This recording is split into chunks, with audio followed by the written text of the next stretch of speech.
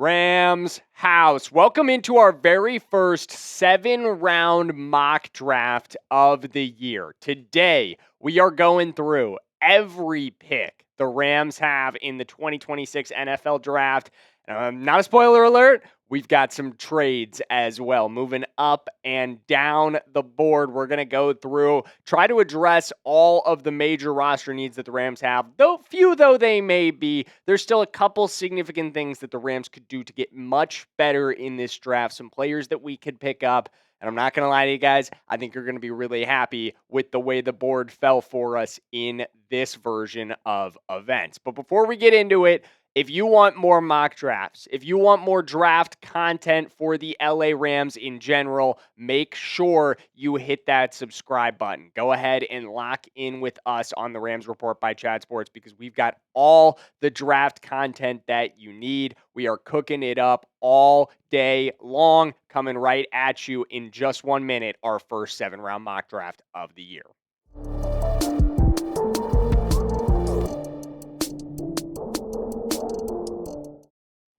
So, like I said, we're doing our mock draft today, but before we get into the draft itself, let's get familiar with the picks the Rams have to begin this whole thing. We've got an arsenal of 7 draft picks to work with. In not all 7 rounds. We're out of some of the middle rounds because of some trades that we've made. So let's see the entire selection. So we have the first round, 13th overall pick. That's via Atlanta.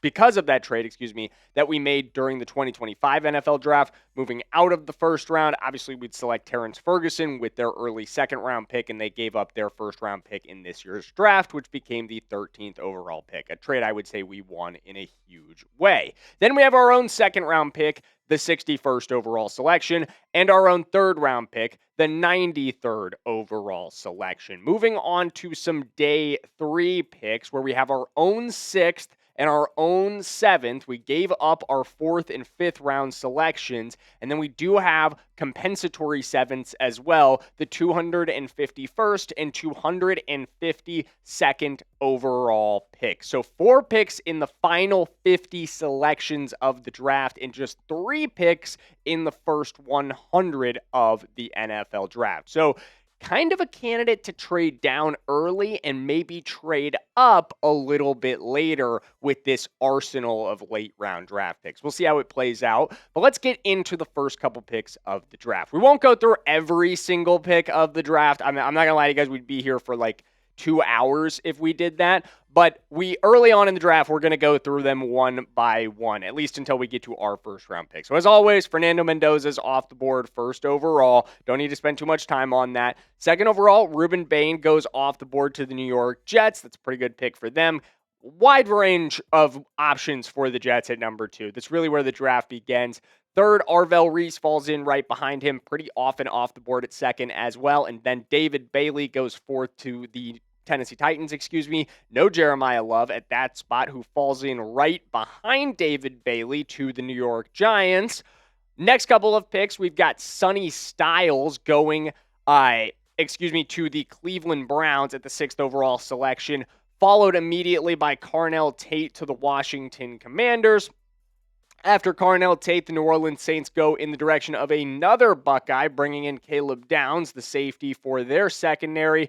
And this was a pretty surprising pick when I saw it come through. We did this with the PFF simulator, so some of it's a little bit wonky.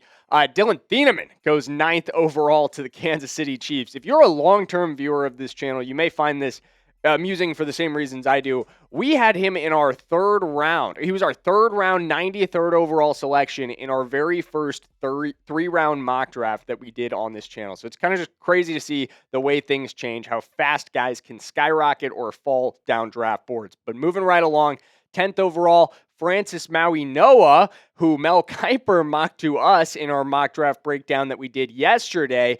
11th, and this is a pick that we talked about a little bit in depth yesterday with the Dolphins obviously making the trade of Jalen Waddle. We know it's more likely they'd go in a receiver. PFF clearly needing to update things a little bit because they go Mansour Delane here, which, I mean, it's not entirely out of the question that they would address corner. Their corner room is also terrible, but it does feel likely that receiver would be the target for them. Kenyon Sadiq goes 12th to the Dallas Cowboys, and then that puts us on the board. So, Obviously, Sadiq going off the board right before we get on it is pretty annoying. But overall, we've got some interesting options here. Trading down is definitely in play. Always is. It's going to be on our list of options, which we'll have at every pick that we get to pretty much every time. There's a couple ones where I didn't include it. But Jordyn Tyson, and Makai Lemon feel like the most likely candidates here. It feels like you're going back and forth between these two guys. The pros and cons of either of them. And for me, at the end of the day, the injury history with Jordyn Tyson is just a little too scary to invest at the 13th overall pick. I'm going Makai Lemon, the wide receiver out of USC. And if you're a long-term viewer of this channel, it's not a big surprise. You guys know I've been a big fan of Lemon's, a big fan of his game, a big fan of his tape because of what he could bring to this team. He was the best wide receiver in all of college football last season, winning the Biletnikoff Award. Stands 5'11", 195 pounds, 79 receptions for 1,156 yards, 11 touchdowns, with the longest being a 74-yard catch. He was great for USC last year, and I think he could be a perfect fit in the Rams offense. Exactly what Sean McVay is looking for as that third option, that third complement to what Puka brings to this offense, to what Devontae brings to this offense, and then you have Makai as well. You can no longer double those guys on the outside. Makai is there as well. He's going to threaten in the middle of the field. I think he can operate the slot, let Puka go more to being full-time on the outside, and it just makes you so much more dangerous on offense. He is absolutely my dream target for the Rams at 13. I've made that very clear. But I want to hear from you guys. Who is your dream target for the Rams at 13? If you could pick any player in the draft, we'll say not Fernando Mendoza included. I don't know. Do you want Fernando Mendoza? I don't even think we do.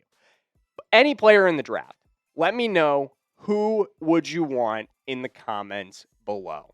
I'd take Makai Lemon. He would be my dream player for the Rams. Of all the players in this draft class, definitely going to be Makai.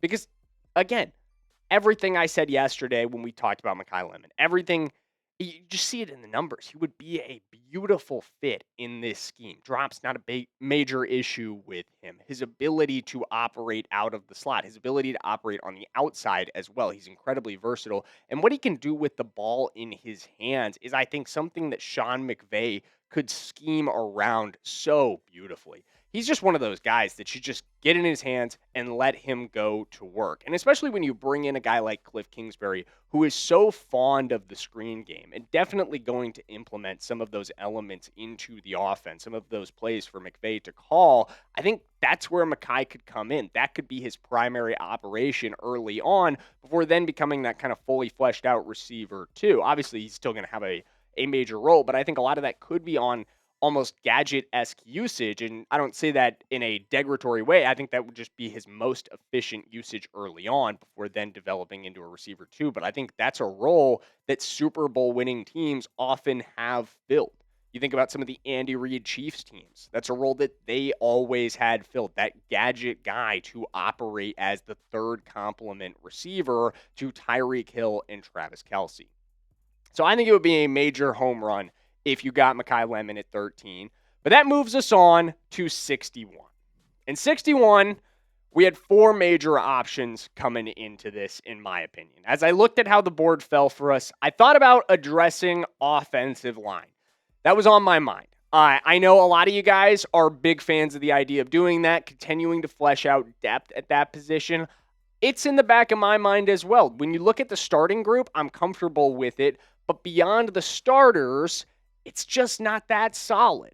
So I did think about doing that. But my big issues with these two guys, Jennings Dunker and Caleb Tiernan, who were the biggest name offensive linemen available, the ones that made the most sense based off of the board, is that I feel like they're guards at the NFL level. When I watch their tape, neither of them have the arm length, in my opinion, or the fluid athleticism to translate to tackle at the NFL level, to mirror and match edge rushers at the NFL level. It'll be very difficult for them. I think they're both very likely to kick inside to guard, and that's not, again, like I don't say that to knock these guys. I think they'll both be fine guards, but I would like someone who is at the very least versatile to tackle, or in all honesty, I want a true tackle. I want someone who can play that position. So I steered clear of those guys. And Josiah Trotter is a very interesting player. I like him a lot for the Rams, but it just felt a little early at 61. So instead, I took option number 4, D on the multiple choice test, and we traded down, finding a suitor in the New Orleans Saints. This, I guess, can be our apology for the 2019 no call. Here you go, New Orleans. We let you move up in the second round.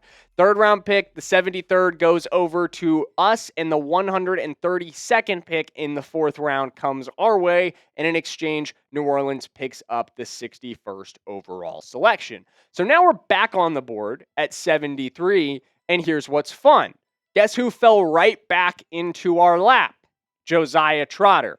Couple other options. Dominique Orange was interesting. Davis Enigbenosin was interesting. Corner out of Ohio State. But I thought about it and I was like, I think we can wait around a little bit on defensive tackle. I don't think that's as big of a priority. I think corner is another one where there's good depth in this draft class and we can wait around on it. And we're definitely not going to trade down twice in a row. So bam, we have settled on the linebacker out of Mizzou, Josiah Trotter.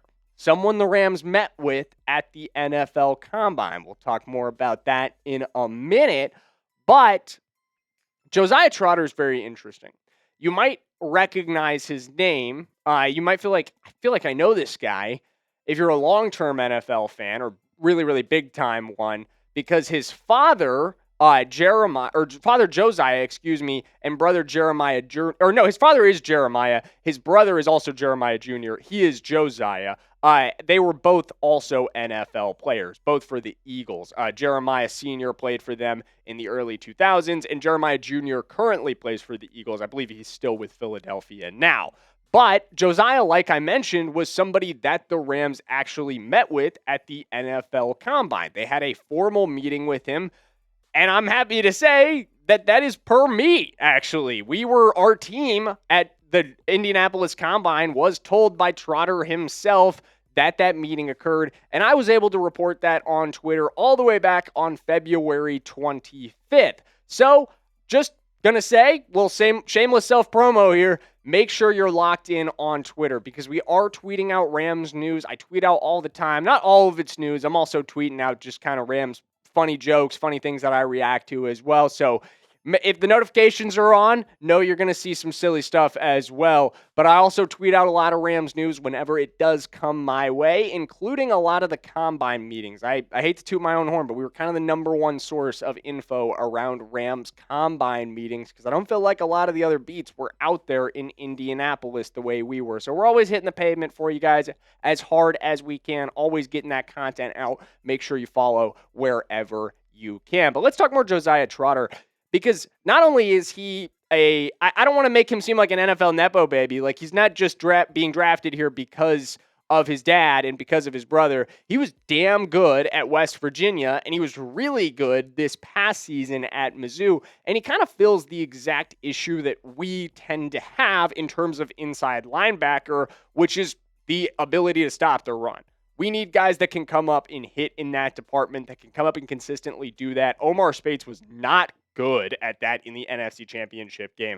I know a lot of you are aware of that. There are so many clips of him just missing open gaps where Ken Walker is right there, and Ken Walker just breaks down and makes Omar Speights miss. And Omar Speights is just missing tackles left and right in the gap. Like, we need someone that can come up and hit somebody. And Josiah Trotter, I think he needs a little bit more refinement. That's why he's a third-round draft pick, but he is a good player. At the end of the day, that's his number one trait, is his ability to stuff the run. Where he really needs refinement is in coverage. These coverage stats are rough, guys. I'm not going to mince words. 27 for 32 into his coverage in 2025 for 237 yards, a touchdown. He did have one pass breakup, did not record any interceptions, and he allowed a quarterback rating of 107.9, which that's like elite efficiency from quarterback. So we need him to get better in coverage pretty quickly before he can be a full-time linebacker. Again, this is why he's down the board a little bit. He was better at that at West Virginia. You go back and you look at the stats there, but that makes sense. West Virginia is Big 12. It's going to be a little bit of a lower level of competition. He came up to the SEC, which in my opinion, and I think the opinion of most scouts, is as close as it gets to playing at the NFL level, although nothing really compares. And he really struggled in coverage at the SEC level. So that is a big red flag with him. I do feel like he's somebody you're going to have to help out in those situations, especially if he matches up with those more ridiculous tight ends, your Kenyon Sadiqs, your all of these Sam Laportas of the world. Like, you worry about that kind of a matchup for a Josiah Trotter, but what he can offer you in run support is going to be a huge win for this team, and the value is really good at 73. Moving on to 93. Back-to-back 3 picks for the Rams here. A couple different options. This is the first of several times in which we'll consider a quarterback. Drew Aller was on the mind here. I steered clear at the end of the day. I'll be completely honest with you guys. Aller just, at the end of the day, I just didn't really feel like addressing quarterback. While I understand the desire to have that succession plan in place makes sense this early in the draft, or to be honest with you, really at all until very, very late. Michael Trigg was another interesting option. Rams ran the most 13 personnel of any team in the NFL. Kenyon Sadiq has been considered a lot at 13 by many analysts.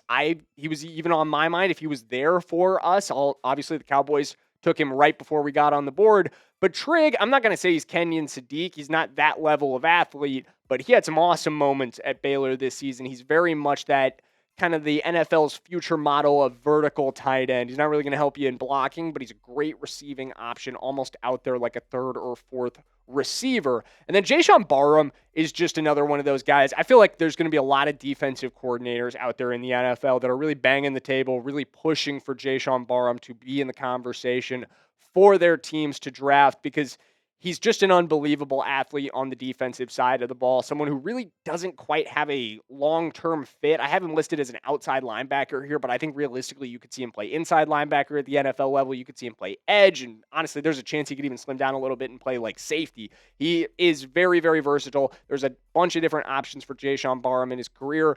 Maybe he ends up being an Isaiah Simmons where he's just kind of a jack of all trades and master of none, but I think there's a number of different paths and plans that you could map out for Jayshawn Barham, and he could be a really interesting piece of this defense. But I chose to go in a different direction with Daylen Everette, the guy up top, the corner out of Georgia. Bring him into this team. Obviously, we've made a lot of moves at corner this offseason already. Obviously, Trent McDuffie coming in the massive trade is huge. That's your corner number 1. Obviously, you go get Jalen Watson as well to be your corner number 2, but you look at the depth behind those guys, and it's not something that I'm comfortable with. We need somebody like Daylen Everette. Somebody who, while yes, he is a rookie, the stats and the numbers with him, he is so experienced, he doesn't come in like a rookie, in my opinion. He's played over 50 games at the college level. A lot of that at the highest level at Georgia. And in 2025, he played well. 38 for 68, 440 yards, 3 touchdowns, 11 pass breakups, and an interception. A lot of quarterback rating of 84.2. He is at his best when you allow him to play with his eyes on the quarterback, when you allow him to play zone coverage. And hey, what do we do primarily? 75% of our coverage schemes last season were zone. He's going to fit right in our scheme. I'm not saying he's a day one starter. Again, he is a third-round draft pick here, but he fits in as really nice depth behind the other big-time pieces that you've added. He allows you to be comfortable if an injury does pop up, which, hey, this is football. We all know injuries can pop up at any time, at any position group, and you can move forward and feel confident in the room that you have, knowing that Daylen Everette is there to step up and knowing that he's ready to do so because he's played so much ball and played well in the biggest moments. 2 interceptions in the SEC championship win for Georgia in 2024. Let's roll right along to 132nd. Couple interesting options here. Carson Beck was on the mind. I spoke very highly of Matthew Stafford at the NFL Combine. Seems like he's kind of angling to come work with Sean McVay and be mentored by Matthew Stafford. I wasn't really buying. Dallin Bentley, tight end out of Utah, again, considering addressing the tight end position, another kind of vertical option for you, although I feel like he offers you a little bit more as a blocker as well. But speaking of blockers, I went with a project one. an offensive lineman for this team, finally. I know some of you guys are like, when are we going to address depth at the offensive line? We just did it. And we did it with a very much Les Snead, Sean McVay style offensive lineman, in my opinion. Isaiah World, out of Oregon. And if you're familiar with him, you know exactly what I am talking about. He is the definition of a project tackle at the end of the day. He was the number 1 ranked transfer in the portal last year, coming out of Nevada, where he made a ton of starts. I believe he played 35 games at tackle, a little bit of that at guard before eventually kicking out to, at Nevada. I know I just said at tackle. He played 35 games at Nevada, a little bit of that at guard early on before eventually kicking out to tackle, where he then caught the attention of Oregon. And last season, he transferred in, replaced Josh Connerly, who went in the first round in 2025 to the Washington Commanders, and did so pretty admirably. Played well for Oregon this year. Obviously, they end up making the playoff once again, making a little bit of a run in that as well. Dante Moore played well behind him.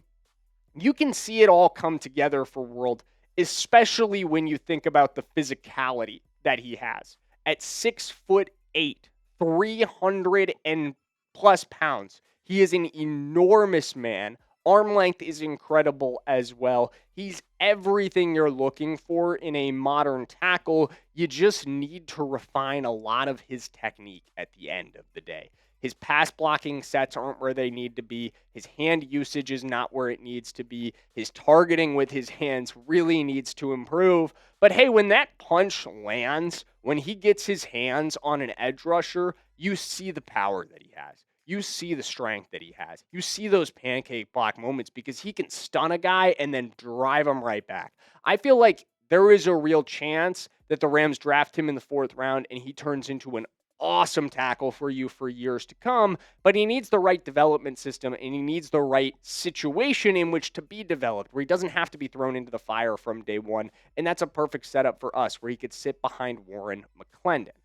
Moving on, and we're moving up.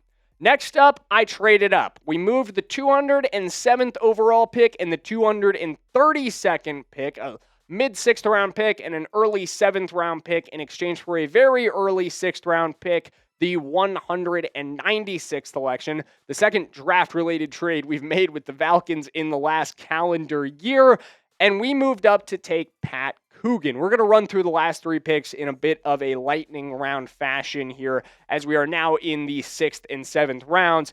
Coogan, center out of Indiana. He was actually the MVP of the Rose Bowl, if I remember, or Sugar Bowl, one of the two.